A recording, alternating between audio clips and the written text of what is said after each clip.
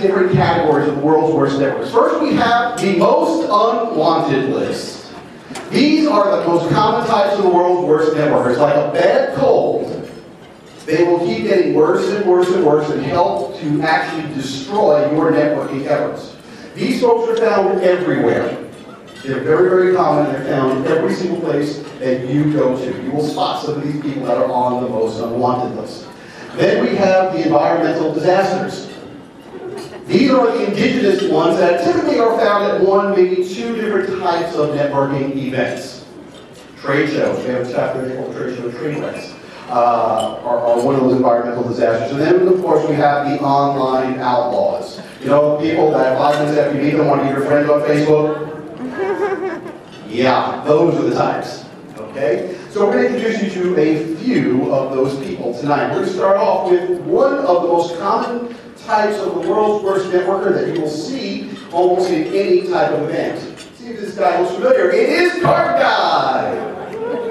Card Guy is a distributor or a collector of business cards. And Card Guy will be at your business card exchange. He'll come to your B&I group. He will go to the trade shows and within 5 seconds of you meeting him, a card is thrust into your face, into your hand.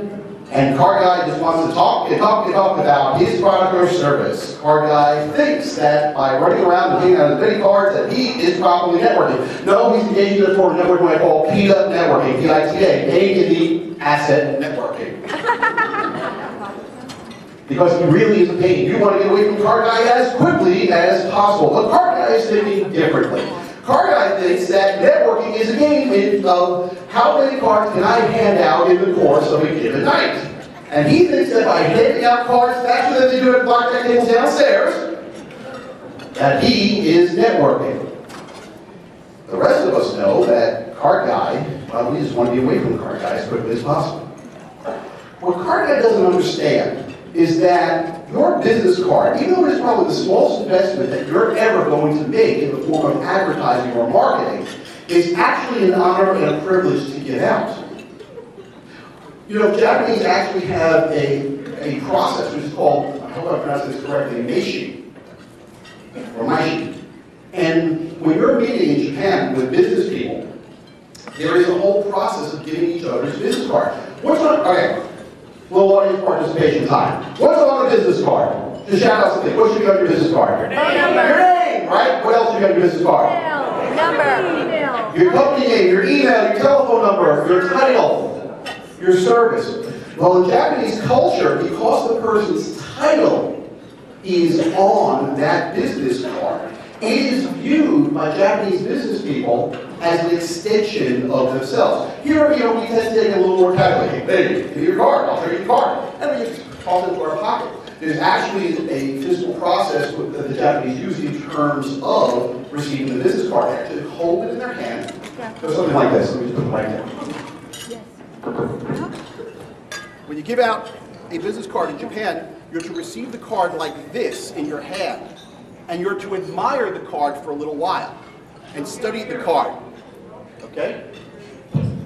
You're not to have dog-eared, bent up, written notes on the card. Now, guys like Card Guy do. Okay? This distributor card doesn't care if the card is bent up, written on, doodle, was made up 5 minutes before walking in, or even worse, someone else's business card with that person's name scribbled out and their name inserted. I've never had seen that before, right? But the Japanese actually look at this and they actually admire it. And then you would actually, if you wanted to write notes on it, you have to ask permission to write notes on it. Otherwise, you're facing them. It's a sign of disrespect. So, even something as simple as a business card, giving out a business card, means a lot, depending on who you're giving it out to. But guys like Card Guy, they're one of the world's worst networkers because they just want to hand them out, hand them out, and hand them out, and they don't care. Funny thing is, sometimes Card Guy doesn't want to hand out. I've actually seen a couple of these Card Guys over the years where they actually gave out someone's business card, they actually took it back from a person because there was somebody else important in the room all the way over there in the far corner over there that they wanted to give their card to. So Card Guy is a distributor card, but Card Guy is also a collector of business cards because he's back. He's back and he's got your card. He will go around here running around making a contest to see how many cards can he get from people inside the room. There are people that are out there that actually do this, and they think that, wow, if I collect the most business card, I win a door prize or something, at least in their mind. And they may look something like this. Card guy will collect business cards and do nothing with it. They'll have stacks of cards over there on the far left over there. He may collect all the business cards and say, wow, I gotta get a chance to go through all these cards. I'm gonna call all these people tomorrow and follow up with all these people. Well, then life happens, and you decide, well, you know what, that's kind of a mess over there, so why don't I just lay them out there and I'll kind of segregate them by maybe profession or, what the cards look like. That may not work. But I'll tell you what, I'm not going to get to those people just yet. Why don't I just leave them up there by my computer monitor on my messy desk? Because I'm sure to see that. I'm sitting in front of the computer many hours of the day. I'll see those people. I will follow up with those people to get around to that as life happens. Oh, I'll tell you what, I'll put in nice, neat little rubber bands in stacks. That way I can know I can get to them before the end of the week. I can follow up with those people, and I'll get to them. And then what ends up happening is that card guy eventually takes those nice, neat stacks, puts them in a drawer somewhere. It gets covered by the pens, the pencils, the other paper. And then a year and a half later, when he's cleaning out his drawer, he comes across a stack of business cards. They said, oh, what are these cards? Where's the recycle kit? And throws it out. Some of the world's worst networkers are these types of individuals.